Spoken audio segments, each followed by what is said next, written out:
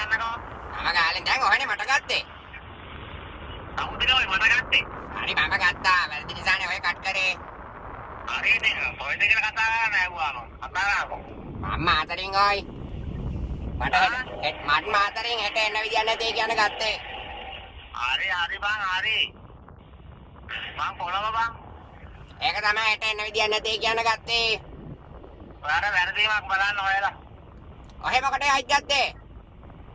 මං ගත්තේ කවුද කියලා වැරදීමක්ද කියලා මොකද්ද කියලා බලන්න ගත්තේ ඉතින් මම. ජයන්තර නම් ඇහැකිලු. ඈ? ජයන්තර නම් ඇහැකිලු. මම නෙමෙයි බං මම නෙමෙයි ආනන්ද. පොඩක් බලපන්. ඔය කවුද? ඈ? කවුද? ඔහෙ කවුද? මම රමේෂ්. කොළඹේ? ඔව්. අතිලා ඔය වැරදි. ඒකනේ පොඩක් බලපන්. වැරදි නම්බරයක් දීලා බලහන් කියලා බලලා.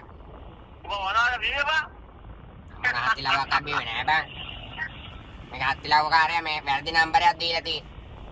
ඒක තමයි නේ අපිටමකෝ දැන් මට එන්න විදියක් නෑ. ජයන්ත තමයි හැකි කියන්නේ හෙට එන්න.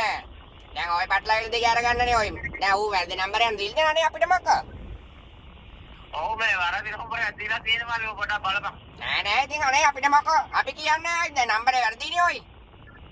වැරදි මේ කොළඹ. හරි ඔය කොළඹ තමයි. දැන් එයා කාට විස්තරේ කියා ගන්න විදියක් නෑනේ. දැන් ජයන්ත දැන් නම්බරයක් දුන්නාම කොහොම කරන්නේ? හරි ඒක දැන් ජයන්තට හැකිලි හෙට යන්න. දැන් ඌට කොහමද අපි කියා ගන්න විදියක් නෑ. ඉතින් නිකන් ඉඳලා. නෑ ඒක තමයි ඔයට කියන්න හැකේ ඊට. මම කියන්නේ කොහොමද? මම දන්නා ජයන්ති. ජයන්ත නෙවෙයි ඔයි. ඈ? ජයන්තර නෙවෙයි කියන්න තියෙන්නේ. කාටද? ඔයට විකාරෝයි. ජයන්ත කියන්නේ මගේ ළඟ ඉන්න කානේ ඔයි. ඌටනේ හැක්කේ. ඌට තමයි හැක්කේ මට බෑ හෙට එන්න. මම කියන්නේ ඌ දන්නවද?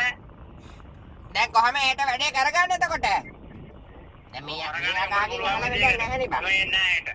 උගෙන් බුද්ධිපා.